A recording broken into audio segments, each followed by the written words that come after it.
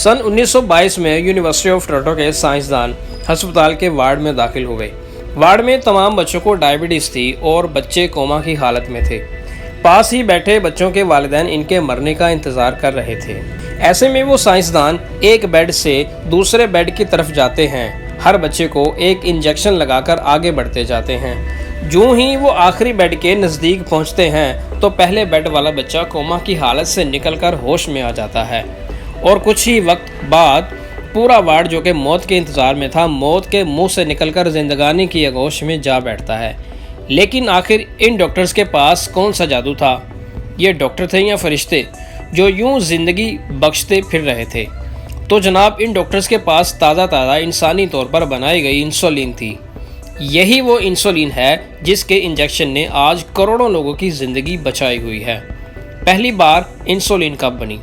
जी viewers, तो आज के इस प्रोग्राम में हम आपको बताएंगे कि पहली बार इंसुलिन कब बनी। तो प्रोग्राम शुरू करने से पहले इस वीडियो को लाइक करें और अगर आपने अभी तक हमारा चैनल सब्सक्राइब नहीं किया तो इसको सब्सक्राइब करें और बेल आइकन को पुश करें। हमें 18वीं सदी तक इस बीमारी का बस इतना पता था कि मीठा खाने से कुछ लोग मर जाते हैं, लेकिन किस वजह से मालूम नहीं।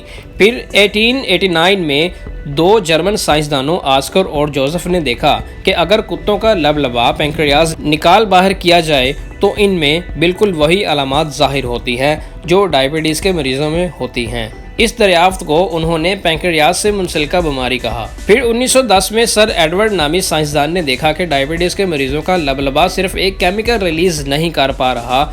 इसने इस केमिकल को इंसुलिन का नाम दिया, जिसका लतीनी लफ्ज़ इंसोला था और इसका मतलब जजीरा है। फिर एक सर्जन सर बेंटिंग और इसके असिस्टेंट चार्ल्स बेस्ट ने 1921 में कुत्ते का लबलबा निकाला और इस पीले रंग के अज़ू को इंसुलिन का जरिया मानकर एक दूसरे कुत्ते को जिसे डायबिटीज थी लगाकर 70 दिनों तक जिंदा रखा।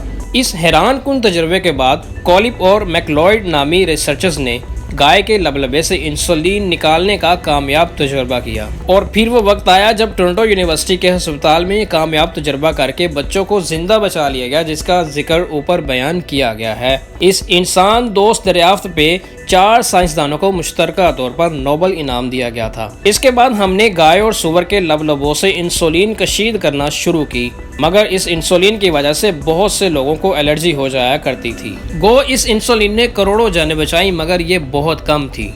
इसको कशीद करना मुश्किल था और ये काफ़ी महंगी थी।